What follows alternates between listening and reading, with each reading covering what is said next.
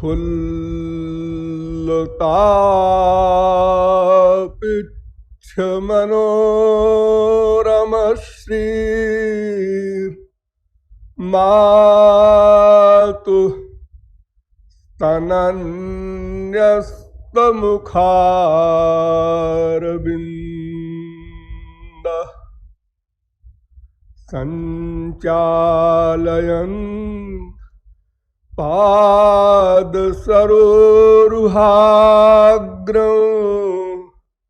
कृष्णः कदा यास्यति दृक्पथं मे। नाम संकीर्तनं यस्य सर्वपापप्रणाशनम् प्रणामो दुःखशमनः तं नमामि हरिं परम। प्रिय आत्माओं, थोड़ी देर हरिनाम संकीर्तन कर लीजिए, पश्चात अवशिष्ट विषय समझाया जाएगा। भजो गिरिधर गोविंद गोपाला।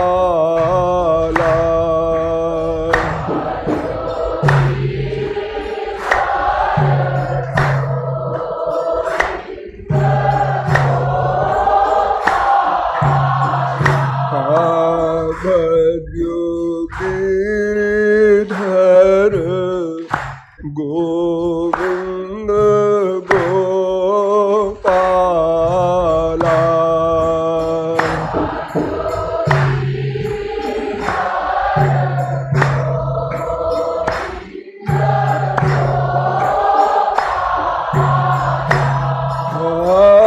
भजो गिरिधर गोविंद गोपाला।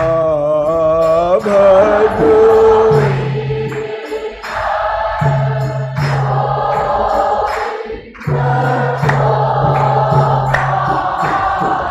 अरे भजो गिरिधर गोविंद गोपाला।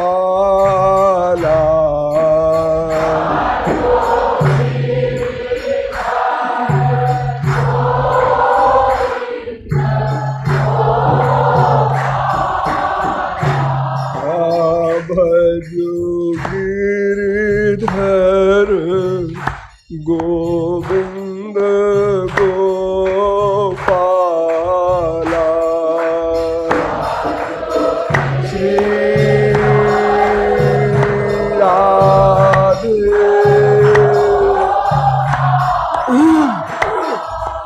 भजो गिरिधर गोविंद गोपाला।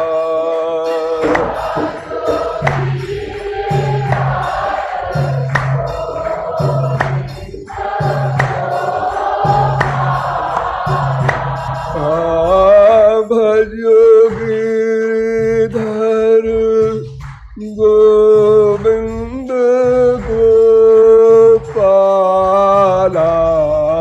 भजो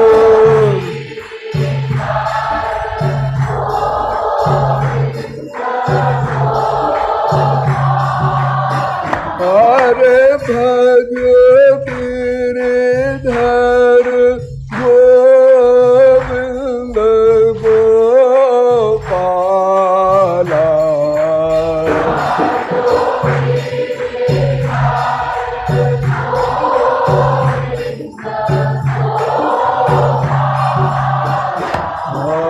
भजो गिरिधर गोविंद गोपाला। राधे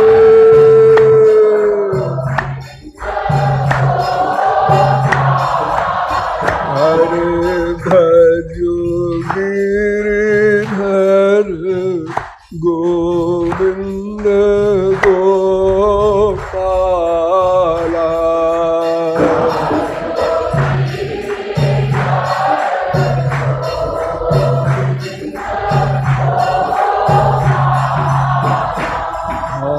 भजो गिरिधर गोविंद गोपाला।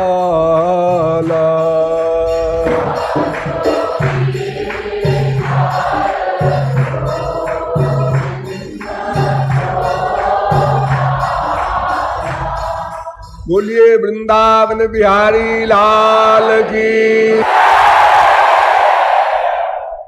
अब आप लोग सावधान हो जाएं। प्रहलाद चरित्र के संबंध में कल मैंने आप लोगों को बताया कि प्रहलाद के पिता हिरण्यकशिपु, उनके भाई हिरण्याक्ष, ये दोनों वैकुंठ के पार्षद जय विजय के अवतार थे। और ये भी मैंने बताया किस प्रकार इन दोनों का अवतार हुआ। वंश परंपरा भी आप लोगों को बताई गई कि ब्रह्मा से प्रहलाद तक किस प्रकार इनका जन्म हुआ। अंत में आपको बताया गया कि हिरण्याक्ष के वध के बाद हिरण्यकशिपु को बहुत क्रोध हुआ, बहुत फीलिंग हुई, तो तपश्चर्या करने गया और ब्रह्मा से अमरत्व का वरदान लेकर लौटा। घर में आया तो उसे पता चला हमारे पुत्र हुआ है। प्रहलाद को बुलाया, गोद में बैठाया और बड़े लाड़ से पूछा, बेटा तुमको क्या अच्छा लगता है? प्रहलाद ने ऐसा उत्तर दिया कि हिरण्याक्ष के वध का जो कष्ट था उससे भी बड़ा कष्ट हुआ हिरण्यकशिपु को। प्रहलाद ने मुस्कुराते हुए कहा, बनंगतो यद्धरिमाश्रयेत। पिताजी, हमको सबसे अच्छा लगता है कि जंगल में जाकर के भगवान श्री कृष्ण की निरंतर उपासना करूं। जो जन्मजात शत्रु है उसका बेटा उपासना की बात करे। हिरण्यकशिपु क्रोध में अंधा हो गया और गुरु के पुत्रों को बुलाया। षंड, अमर्क, ये दो शुक्राचार्य के पुत्र थे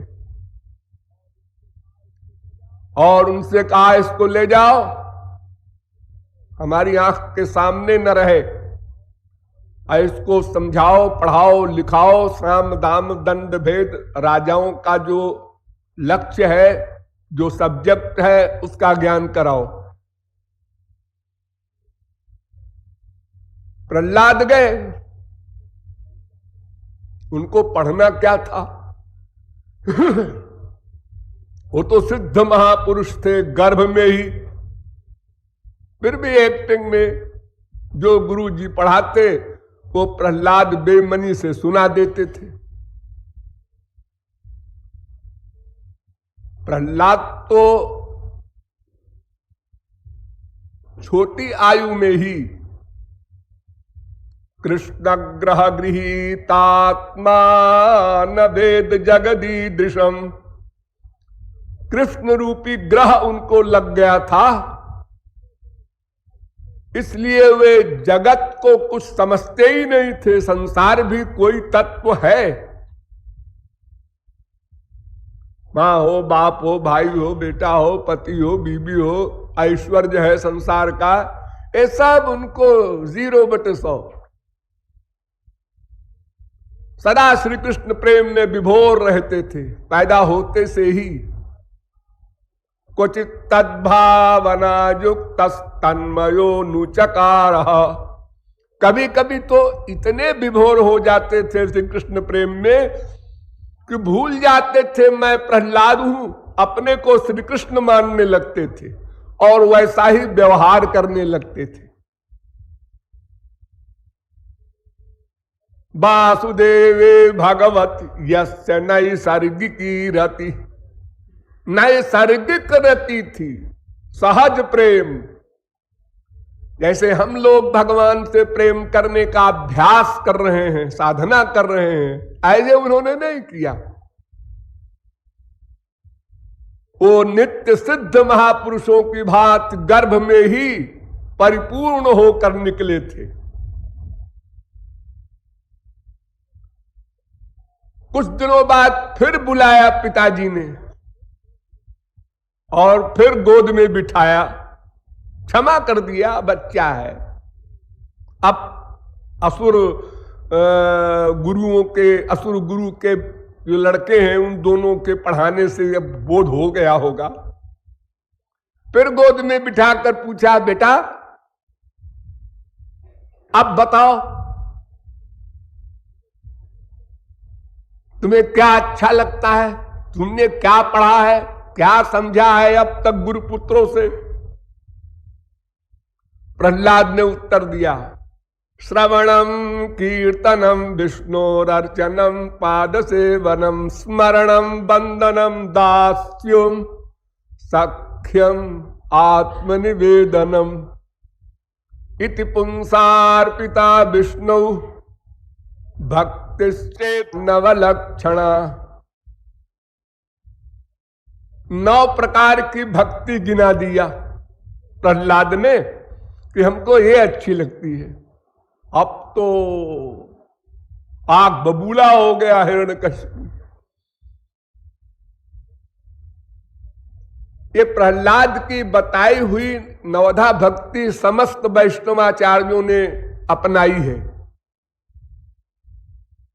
निम्बारकाचार्य, रामानुजाचार्य, वल्लभाचार्य, गौरांग महाप्रभु, सभी आचार्यों ने भागवत की प्रहलाद की बताई हुई नवधा भक्ति को सब ने अपनाया है। वैसे भागवत में एकधा, द्विधा, त्रिधा, चतुर्धा, पंचधा, सोढ़ा, सप्तधा, अष्टधा, पंचविंशतिधा भक्ति तक है, यानी 25 प्रकार तक की भक्ति लिखी है, कहीं 20 प्रकार की, कहीं 10 प्रकार की, अलग अलग प्रकरण में। लेकिन प्रहलाद की बताई हुई नवधा भक्ति ही ग्राह्य हुई। तो प्रहलाद ने कहा कि महाराज भगवान को समर्पित हो जाए, श्री कृष्ण को पहले अपना सर्वस्व समर्पित कर दे, फिर उसके बाद नवधा भक्ति करे। मैंने इतना ज्ञान प्राप्त किया है। तो पिता ने प्रहलाद को उठाकर फेंक दिया क्रोध में और कहा, असुरों से, अपने सेनापतियों से किसी भी प्रकार इसको मार डालो, अब इसमें सुधार नहीं होगा। तो असुरों ने भी अपना सब प्रकार का प्रयत्न कर डाला, पहाड़ से गिराया, समुद्र में फेंका, हाथी से दबवाया, सांपों से कटाया, जहर पिलाया, जो भी प्रक्रिया मार डालने के लिए पॉसिबल थी सब किया। फिर भी प्रहलाद का बाल बांका नहीं हुआ।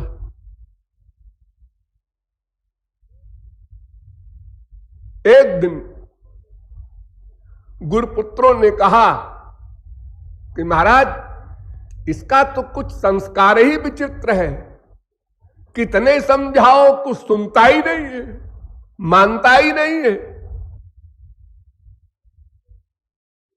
हम तो हार गए महाराज, चाहे हमको जो दंड दीजिए, अच्छा एक बार और कोशिश करो। फिर गुरुपुत्र लोग ले गए और राजनीति पॉलिटिक्स पढ़ाने लगे। तो पढ़ाते समय तो प्रहलाद कुछ बोलते नहीं थे, और जो सबक पढ़ाया जाता था उसको सुना भी देते थे, किंतु मानते नहीं। एक दिन गुरुपुत्र अपने कुछ संसारी गृहस्थी के कार्य से बाहर चले गए, तो प्रहलाद ने अपने सहपाठियों को बुलाया। सब असुर बालक थे, राक्षसों के बच्चे पढ़ते थे प्रहलाद के साथ, सब 5-6 वर्ष के, 7 वर्ष के, 8 वर्ष के, ऐसे सबको बुलाकर बिठा लिया और उनको उपदेश देने लगे। वो उपदेश बड़ा इंपॉर्टेंट है।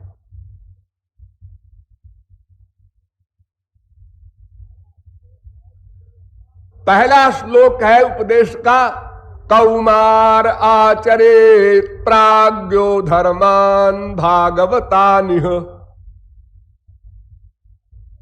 दुर्लभं मानुषं जन्म तदप्यध्रुवमर्थदम्।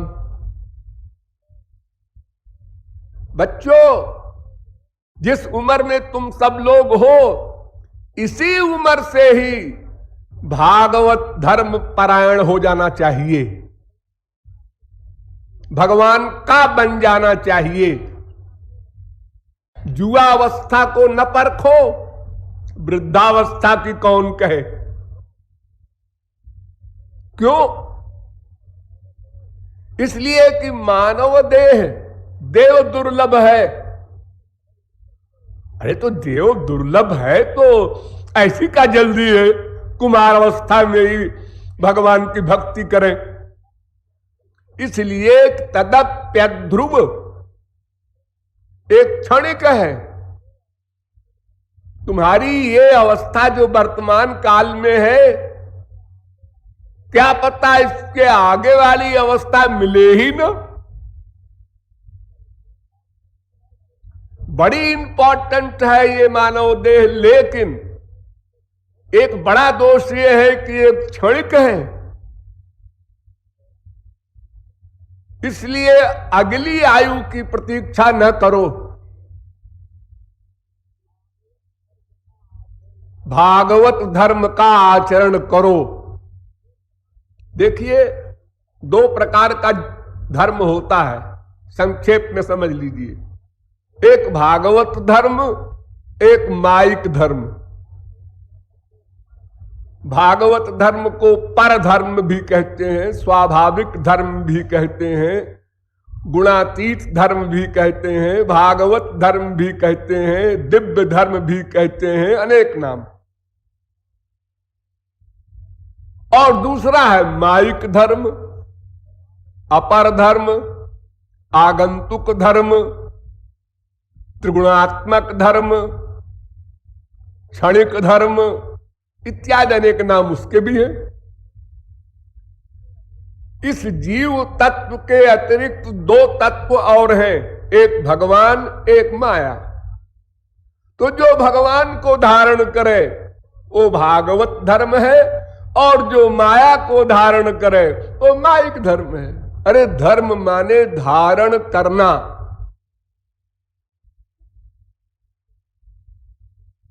जैसे इस शरीर के लिए हम लोग अन्न धारण करते हैं, खाते हैं कि शरीर स्वस्थ रहे। कोई शरीर के समाप्त करने के लिए विष भी खाता है, हम मर जाएं आत्महत्या करने के लिए। कोई इस शरीर के लिए लोलुप होने के कारण गलत खाद्य पदार्थ खाता है, न वो स्वस्थ रहता है न वो मरता है, दुख भोगता रहता है सदा। तो उसी प्रकार इस अंतःकरण में धारण करने का जो सब्जेक्ट है वो दो ही है, या तो भगवान को धारण कर सकता है कोई, या तो फिर संसार को, माया को। दोनों को धारण करना असंभव, क्योंकि दोनों विरोधी है। प्लस भगवान की शर्त है कि जब मुझको धारण करो तो केवल मुझको धारण करो, अनन्य अनन्याश्चिन्तयन्तो माम अनन्य चेता सततम मामेकम शरणम ब्रज सर्वभावे न भारत तमेव मामेव। सर्वत्र भगवान की शर्त है केवल मुझको ही धारण करो, और किसी को धारण किया तो मैंने विस्तृगोल किया। बड़ी ईर्ष्या है भगवान को हम लोगों से। अरे हमारे मां भी है, बाप भी है, फिजिकल तमाम संसार के लोग हैं। देखो हम संसार में मां को भी धारण किए हैं अपने अंतःकरण में, स्त्री को भी धारण किए हैं उसी मन में, बहन को भी धारण किए हैं उसी मन में, बेटी बेटे को भी धारण किए हैं। लेकिन कोई इतराज नहीं करता। किसी की मां ने नहीं कहा बेटा तू बाप से भी प्यार करता है, मैं नहीं बोलूंगी तुझसे, तू बहन से भी प्यार करता है, ऐसा कोई इतराज नहीं करता। और भगवान को बड़ी ईर्ष्या है। वो कहते हैं भाई देखो 0.1% भी मेरे सिवा और कोई ना आने पाए।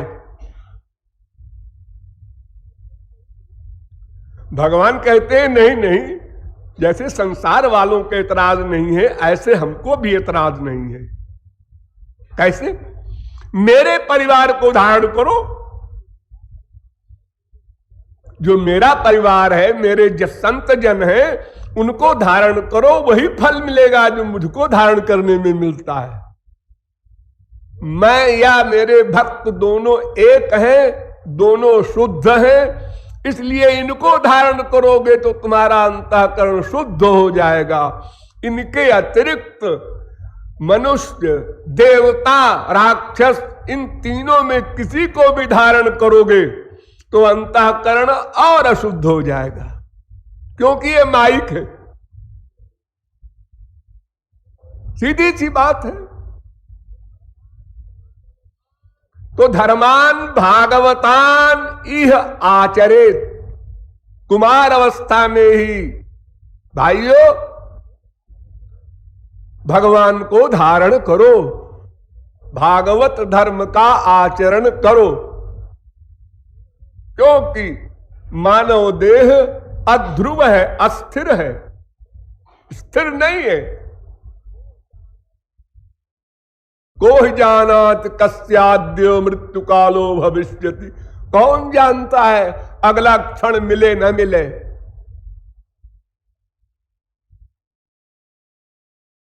उत्तिष्ठध्वम जागृयध्वम, देर न करो, उठो, जागो, चलो। सफर लंबा है, समय का पता नहीं।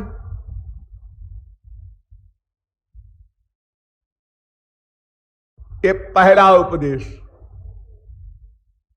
दैत्यों ने एक दूसरे को देखा, बच्चों ने, कि अपने को तो और सब बातों में अधिक सुख मिलता है, ये क्या बोल रहे हैं भगवान को धारण करो। कहां है भगवान, कैसा है, न उसको जाने न बूझे।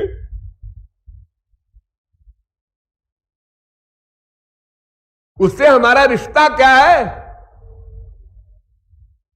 यदेश सर्वभूतानां प्रिय आत्मेश्वर सुहृत। दूसरा लेक्चर, रीजन बता रहे हैं क्यों भगवान को धारण करो। कि यदेश सर्वभूतानां प्रिय आत्मेश्वर सुहृत। मैं एक श्लोक के हजारों वर्ष व्याख्या कर सकता हूं, इतने इंपॉर्टेंट श्लोक है, किंतु यहां समय नहीं है। संक्षेप में ही आप लोग समझिए, और बहुत बार समझा चुका हूं डिटेल में। ये जो भगवान है ये सर्वभूतानाम समस्त प्राणियों के, आत्माओं के प्रियतम है, आत्मा है, स्वामी है, हितैषी है। इतने रीजन हैं। प्रियतम है, आत्मा है, स्वामी है और हितैषी है। वो हमारे प्रियतम कैसे हैं, हमारी आत्मा कैसे हैं, हमारे शासक कैसे हैं, हमारे हितैषी कैसे हैं, एक एक प्रश्न के उत्तर बड़े लंबे चौड़े हैं।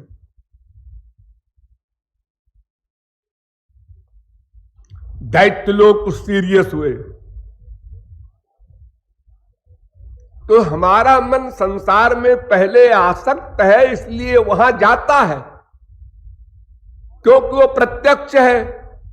और ये ज्ञान जो दे रहे हैं प्रहलाद, ये परोक्ष है, भगवान का अनुभव तो है नहीं, न उनके प्रेमानंद का अनुभव है, न कोई एग्जाम्पल दी जा सकती है। जैसे कोई कहे भाई पेड़ा और बर्फी में क्या अंतर है, रसगुल्ला और पेड़ा में क्या अंतर है, तो हम बता सकते हैं कुछ मात्रा में, उसको बोध भी करा सकते हैं। लेकिन नीम के कीड़े को रसगुल्ले के आनंद का निरूपण करो तो नीम का कीड़ा कहता है भाई ये क्या बोले जा रहे हो, हमारे कुछ पल्ले नहीं पड़ रहा, क्योंकि हमने कभी कोई मीठी चीज खाई ही नहीं।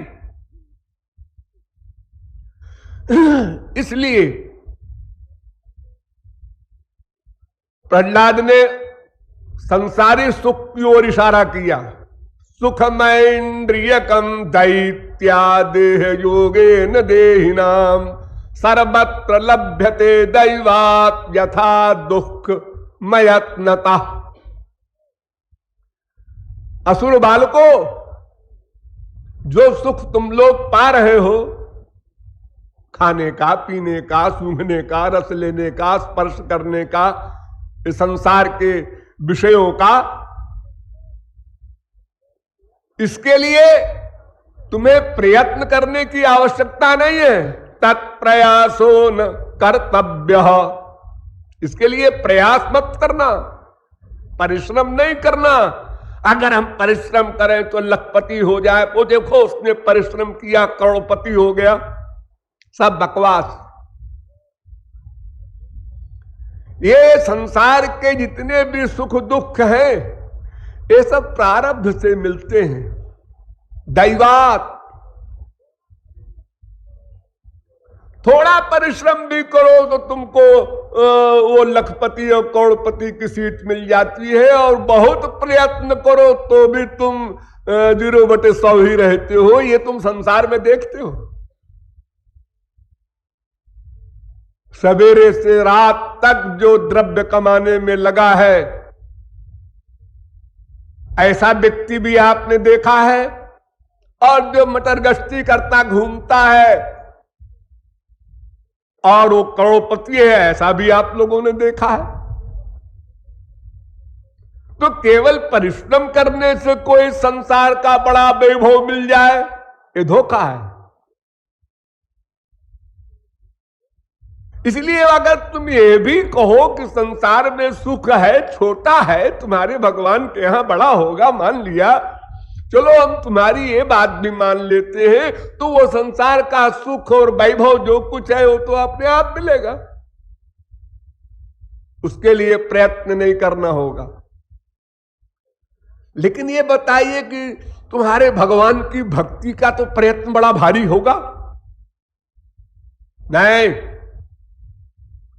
नहीं अच्युतम प्रीणयतो बह्वायासो सुरात्मजा आत्मत्वात् सर्वभूतानां सिद्धत्वादिह सर्वतः। असुर बालको, ध्यान देकर समझो यहां पर कि भगवान की भक्ति पाने में, भगवान के पाने में बहुत बड़ा प्रयास नहीं है।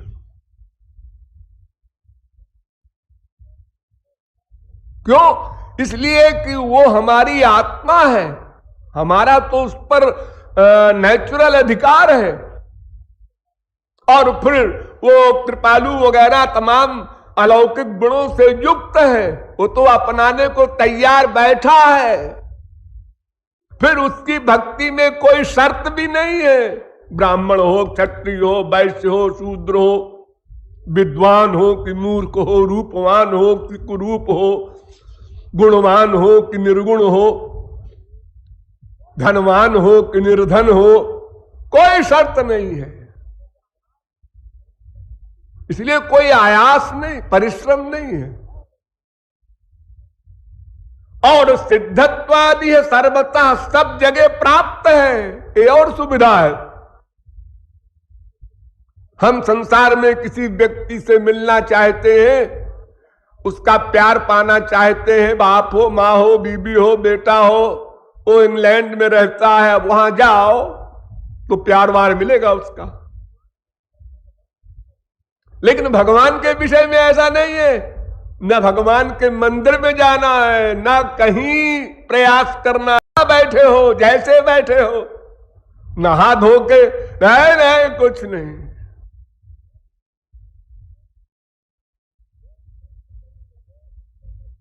कोई शर्त नहीं, न देश नियमस्तस्मिन् न काल नियमस्तथा।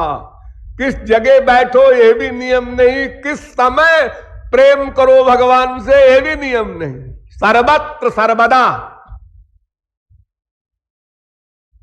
बताओ क्या आयास है? कहूं भक्ति पथ कवन प्रयासा, जोग न जप तप मख उपवासा, सुगम उपाय पाई के रे, सरल सुखद मार्ग यह भाई। बहुत सरल है। पत्रेषु पुष्पेषु फलेषु तोये, स्वकृत लब्धेषु सदैव सत्सु, भक्त्या सुलभ्ये पुरुषे पुराणे, मुक्तौ किमर्थं क्रियते प्रयत्न। वेद व्यास कहते हैं, अरे वो तो पत्र पुष्प फल जो भी दे दो और कुछ ना दो, केवल मन दे दो। पत्रम पुष्पम फलम तोयम जो में भक्त्या प्रयच्छति, तुलसी दल मात्रेण जलस्य चुलुकेन च। भक्ति में कोई प्रयास नहीं, कोई बुद्धि लगाने की आवश्यकता नहीं। क्या नाम जपें उनका, अच्छा सा नाम बताइए जो तुमको अच्छा लगे। क्या रूप ध्यान करें, कोई अच्छा सा रूप बताइए जो तुमको अच्छा लगे। इतना फ्रीडम, तो क्या प्रयास है, क्या परिश्रम है। कोई भी संसार में संसारी फल भी विधिवत करने से ही फल देता है। अगर चाय में चीनी की जगह नमक छोड़ दो तो उल्टी हो जाए। हाँ, कितनी चाय छोड़ना है ये भी ध्यान रखना, कितनी चीनी ये भी ध्यान रखना, कितना उबाला जाए ये भी ध्यान रखना, कितना उसमें दूध पड़े ये भी ध्यान रखना, कितना गर्म पीना है ये भी ध्यान रखना, तब चाय पी जाएगी। एक भी गड़बड़ हुई तो वो चाय हानिकारक हो जाएगी। लेकिन भगवान के यहां कोई नियम नहीं, कोई कायदा नहीं, मन से प्रेम करना है। चित्त में वह संसार, वेद कह रहा है ये चित्त ही संसार है, तत्प्रयत्नेन शोधेत। इसी को शुद्ध करना है बस, और तुम्हारी कोई ड्यूटी नहीं। तुम भगवान को नहीं पा सकते, तुम संसार से विरक्त नहीं हो सकते, दोनों असंभव। तुम्हारा काम है चित्त को शुद्ध कर दो, बर्तन बना दो, फिर गुरु के द्वारा तुमको सब सामान फ्री में मिल जाएगा। केवल अंतःकरण शुद्ध कर लो, इसके लिए भगवत भक्ति करना है।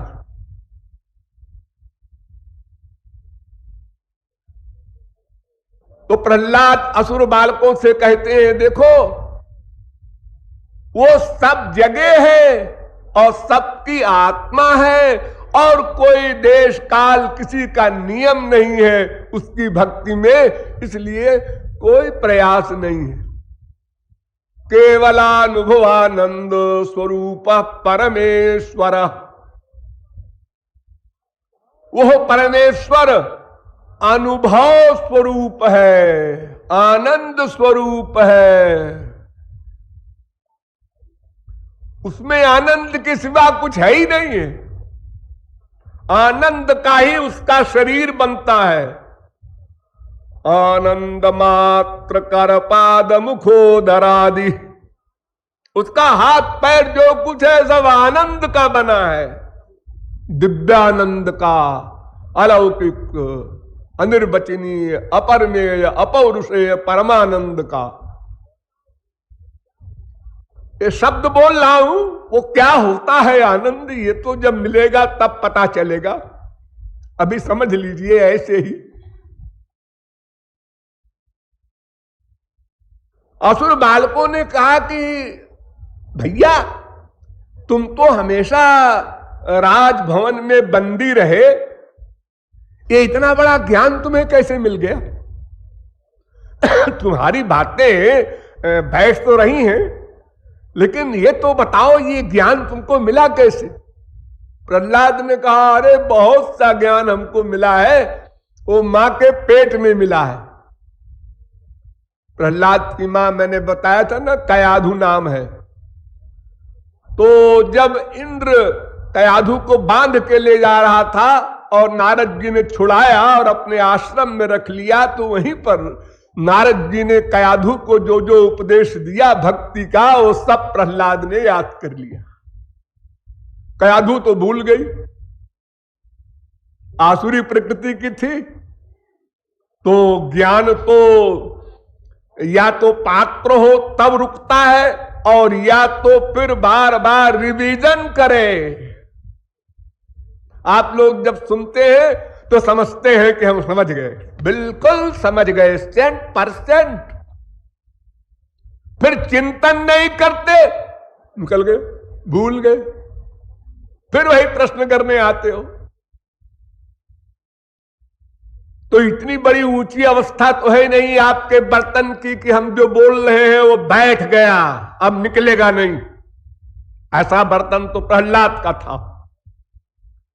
बाकी जो बर्तन है वो गड़बड़ ज्यादा है, ठीक कम है, तो गड़बड़ी के लिमिट के अनुसार उसमें सामान किसी में 1 दिन टिका, किसी में 2 दिन, किसी में 4 दिन, किसी में 10 दिन, किसी में 1 महीना, किसी में 2 महीना, फिर वो निकल गया सब ज्ञान,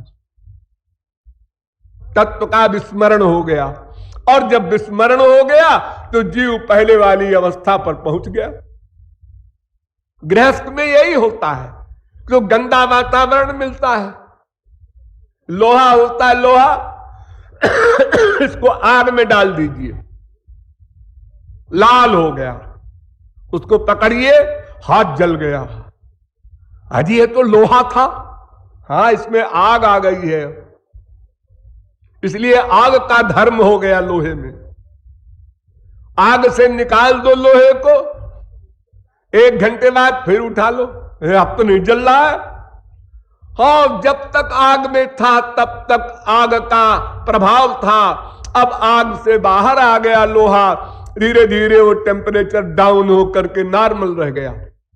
ऐसे ही हम लोग जब तक सत्संग करते हैं, किसी महापुरुष के संपर्क में रहते हैं, हमारा मन बढ़िया रहता है, हम समझते हैं हाँ ठीक हो गया मन। और जब संसार में जाकर गंदे वातावरण में अनेक प्रकार की माइक विषयों को ग्रहण करते हैं, सुनते हैं, सूंघते हैं, रस लेते हैं, स्पर्श करते हैं, तो धीरे धीरे वो टेम्परेचर डाउन हो जाता है, वो ज्ञान विलुप्त हो जाता है। और सुनोगे? असुर बालकों ने कहा हाँ, और सुनाओ भैया। देखो, सबसे पहला ज्ञान दिया नारद जी ने हमारी मां को कि आत्मा नित्योऽव्यय शुद्ध एक क्षेत्रज्ञ आश्रय अविक्रियास्पदीर्घेतुर व्यापको संज्ञानावृता। आत्मा के 12 गुण होते हैं। पहले आत्मा को समझो, यानी तुम अपने आप को समझो। अगर अपने आप को समझ लोगे तो भगवान को समझने में आसानी रहेगी, क्योंकि फिर रिश्ते को समझ लोगे। जब अपने ही को नहीं समझते तो फिर अपने रिश्ते को कैसे समझोगे? यही तो बस भूल है, यही तो गड़बड़ किया जीव ने।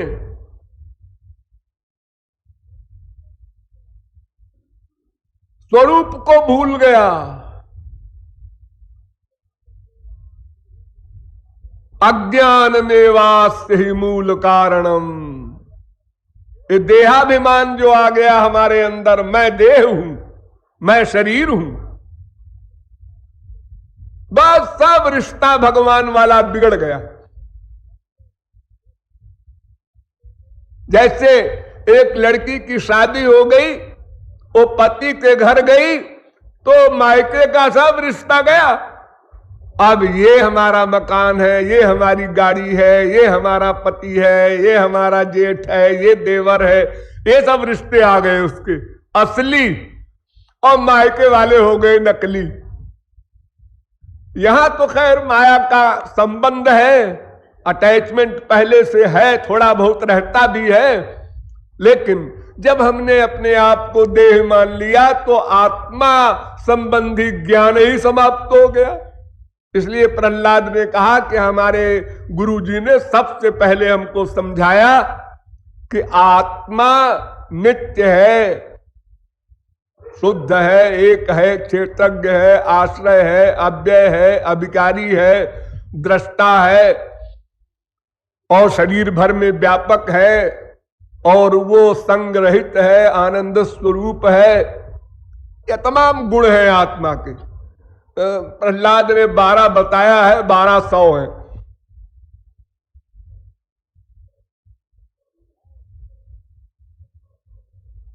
और भगवान को पाने के लिए तत्रोपाय सहस्राणामियम भगवतोदिता यदीश्वरे भगवती यथा जैरंजसारति। बस केवल भगवान की भक्ति। भगवान को पाने के लिए कर्म, ज्ञान, तपश्चर्या कुछ नहीं, और किसी साधन से भगवान नहीं मिल सकता, करे भी कोई। तपस्विनो दान परायशस्विनो मनस्विनो मंत्र विदस्तु मंगला क्षेमं न बिंदन्ति बिना यदर्पणं तस्मै सुभद्र श्रवसे नमो नमः। भागवत का चैलेंज है। कोई भी साधन करो, तपस्या करो, ज्ञान करो, कर्म करो, धर्म करो, किसी का पालन करो, लेकिन कल्याण नहीं होगा, श्रेय नहीं मिलेगा, प्रेम मिल जाएगा। 2 प्रकार का लक्ष्य है, एक श्रेय, एक प्रेय। श्रेय आददानस्य साधुर्भवति हीयतेर्थात् यौ प्रेयो वृणीते। कठोपनिषद में, वेद में कहा गया कि जो श्रेय को अपनाता है उसका कल्याण हो जाता है, जो प्रेय को अपनाता है उसका पतन हो जाता है। यानी संसार को जो अपनाता है उसका पतन हो जाता है, भगवान को जो अपनाता है उसका कल्याण हो जाता है। तो तत्रोपाय सहस्राणाम, हजारों उपाय लिखे हैं वेदों में, शास्त्रों में, पुराणों में, धर्म ग्रंथों में कल्याण के, लेकिन वो कल्याण लिमिटेड है, सीमित है या असीम है, उस कल्याण की परिभाषा करनी पड़ेगी। जैसे कर्म धर्म करने से स्वर्ग मिलता है, कल्याण हो गया, इसको स्वर्ग मिल गया। लेकिन क्या मिला? क्षीणे पुण्य मर्तलोकम विशंति हीनतरम वा विशंति। और कुत्ते बिल्ली गधों की योनियों में पटक दिए गए स्वर्ग के भोगने के बाद ये कौन सा कल्याण हुआ? और स्वर्ग में भी जब तक रहे तब तक अपने से ऊपर को देखकर जलते रहे। ये भुआ महाजना तपह सत्य ब्रह्मलोक आदि जितने हैं एक से एक ऊंचे स्तर के, उनमें भोग ऐश्वर्य है, तो अपने से ऊंचे को देखकर जैसे हम मृत्युलोक में दुखी होते हैं, हमारे साइकिल है ये कार में जा रहा है, ऐसे ही वे लोग भी दुखी होते हैं, ईर्ष्या करते हैं। जैसे हमारे यहां कामनाओं का भंडार है, ऐसे वहां भी है। सब बीमारियां माया संबंधी जैसे हमारे मृत्युलोक में है, ऐसे ही स्वर्ग में भी है। तो क्षेम क्या हुआ, कल्याण क्या हुआ, श्रेय क्या हुआ? इसलिए प्रहलाद कहते हैं कि हजारों उपाय भले ही कहे गए हैं, लेकिन केवल भगवान में मन का लगाव करना, अनुराग करना, बस यही एकमात्र कल्याणकृत मार्ग है। तो असुर बालकों ने कहा हां है तो ठीक है, लेकिन ये हो कैसे? हो कैसे? गुरु शुश्रूषया भक्त्या सर्वरब्धार्पणेन च संगेन साधु भक्तानाम ईश्वराराधनेन च। किसी वास्तविक महापुरुष का संग करो, उसकी शरणागति स्वीकार करो, उसकी सेवा करो, उसके सत्संग से वो भक्ति मिलेगी जिसका मैं तुमको इशारा कर रहा हूं।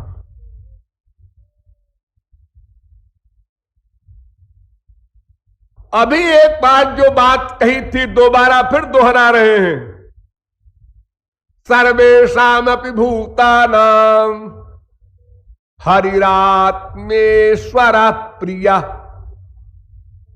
पहले कहे आए यदेश सर्वभूतानां प्रिय आत्मेश्वरः सुहृत्। अब उसी स्थान पर फिर दोबारा कह रहे हैं कि समस्त आत्माओं की वो आत्मा है, उनका स्वामी है, उनका पालक है, उनका प्रिय है वो भगवान। इसलिए उसमें कोई परिश्रम नहीं है। कोटि प्रयासो सुरबाल का हरे रूपासने स्वे हृदय छिद्रवत्सता। अभी कह चुके इसके पहले कि नहीं अच्युतम प्रीणय तो बहवायासा, कोई परिश्रम नहीं है। फिर कह रहे हैं दोबारा, कौन क्या प्रयास है असुर बालको? वो तो तुम्हारे भीतर ही प्राप्त है, कहीं उसको खोजना नहीं, जाना नहीं, केवल रियलाइज करना है। जैसे कोई गले में कंठी पहने हो, बिल्कुल चिपकी हुई कंठी गले में, और उसके दिमाग में आवे मेरी कंठी तो खो गई, चारों ओर ढूंढ रहा। किसी आंख वाले से भी पूछा, अरे भाई तुमने हमारी कंठी कहीं देखी है? कहना आपके गले में तो है। अरे हाँ सॉरी। इस प्रकार भगवान तुम्हारे पास बैठा हुआ है, तुम भगवान के भीतर बैठे हो। या आत्मनि तिष्ठति, समीप ही नहीं, आनंद सिंधु मध्य तव बासा बिनु जाने कतमरसी पियासा।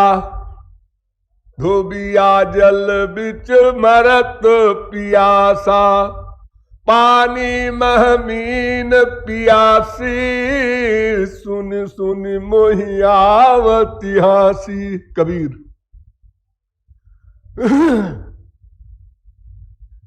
लेकिन ये याद रहे, प्रीयते मलया भक्त्या हरिरन्यद विडंबनम।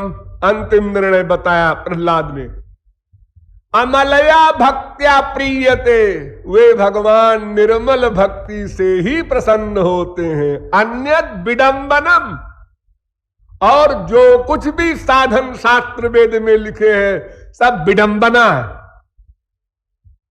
अनावश्यक लेबर, क्योंकि उसका परिणाम गलत है। अब कोई ये शौक रखे हमको तो स्वर्ग ही जाना है ठीक है, जाओ, उसके लिए भी साधन है तुम्हारे लिए, लेकिन श्रेय नहीं है, वो प्रेय है।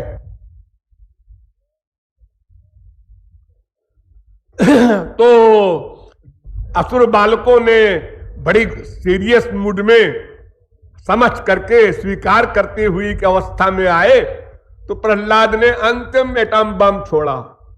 उन्होंने कहा, एतावानेव लोकेस्मिन् पुंसः स्वार्थः परस्मृता, एकांत भक्तिर् गोविंदे, केवल गोविंद में अनन्य भक्ति करना, बस यही एक स्वार्थ है। बच्चों, तुम लोग प्रेम करते हो? हाँ हाँ करते हैं। किससे करते हो? मां से, बाप से, बहन से, भाई से, रसगुल्ला से। क्यों करते हो? इसलिए करते हैं कि हमारा स्वार्थ सिद्ध होता है। नमारे सर्वस्व कामाय सर्वम प्रियम भवत्यात्मनस्तु कामाय सर्वम प्रियम भवति, सर्वस्वार्थम समीयते। सब सुर नर मुनि सबकी यह रीति, स्वार्थ लागी करहि सब प्रीति। ये नेचर है अकाट्य। कोई भी व्यक्ति कहीं भी प्यार करेगा तो स्वार्थ हल होगा, इस विश्वास के साथ, या स्वार्थ हल हो रहा है इस अनुभव के साथ। हाँ, लेकिन स्वार्थ भी दो प्रकार का है। अपने को देह मान लिया तो देह संबंधी अर्थ को स्वार्थ मानता है, अपने को आत्मा मान लिया तो आत्मा संबंधी अर्थ को स्वार्थ मानेगा। वो सच्चा स्वार्थ है, परा स्वार्थ। प्रहलाद ने कहा ये पर स्वार्थ है। स्वार्थ साचु जीव कहेहा, मन क्रम बचन राम पद नेहा। तो एकांत भक्तिर गोविंदे यत् सर्वत्र तदीक्षणम। इस अंतिम वाक्य को सुनकर असुर बालकों ने 100% स्वीकार कर लिया कि प्रहलाद बिल्कुल ठीक कहते हैं।